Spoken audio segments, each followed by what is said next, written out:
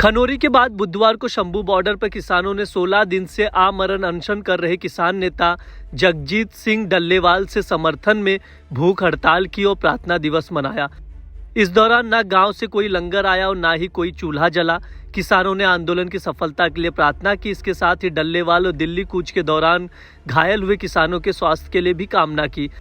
उधर खनौरी बॉर्डर पर जगजीत सिंह डल्लेवाल का अमर अनशन 17वां दिन वहां हो गया। उनकी सेहत बिगड़ रही है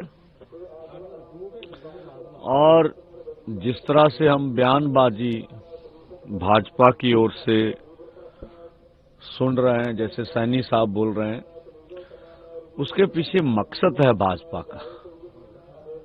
पहले ये कार्य खट्टर जी करते थे कि मोदी सरकार निशाने पे ना आए, प्रधानमंत्री जी देश के किसान मजदूर से निशाने पे मत आए और सारा मीडिया में जो मुद्दा है वो पंजाब वर्सेस हरियाणा बन जाए।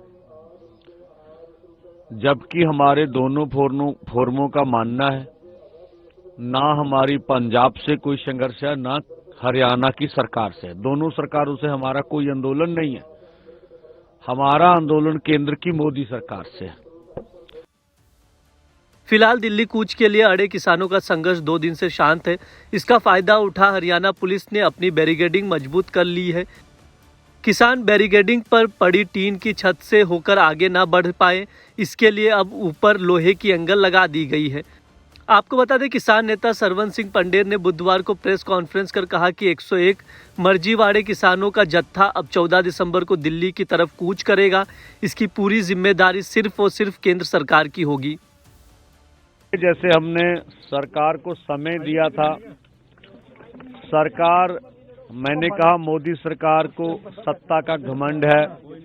मोदी सरकार बातचीत किसानों मजदूरों से नहीं करना चाहती है और हमारे ऊपर बल प्रयोग करके किसानों मजदूरों की क्षति करना चाहती है।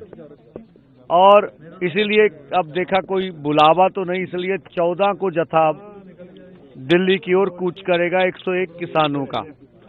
और दूसरा, प्रार्थना दिवस, अरदास दिहाड़ा कल हम लोग अपने बॉर्डर पर भी मनाएंगे और पूरे देशवासियों को आह्वान भी कर रहे हैं, मंदिर में, गुरुद्वारे में, मस्जिद में, जो भी धर्म को मानते वहां जाके मोर्चे की जो मोर्चा जीत की ओर बढ़े उसकी प्रार्थना कीजिए, डल्लेवाल साहब की स्वास्थ्य की और जो हमारे जख्मी उनके स्वास्थ्य की प्रार्थना करें। और 13 को लगभग 10 महीने पूरे हो रहे हैं, तो उसके उपलक्ष्य में बॉर्डरों पर बड़े इकट्ठ करने यहाँ पहुंचे और 14 को जत्थे जाएगा। ये आज के हमारे ऐलान थे।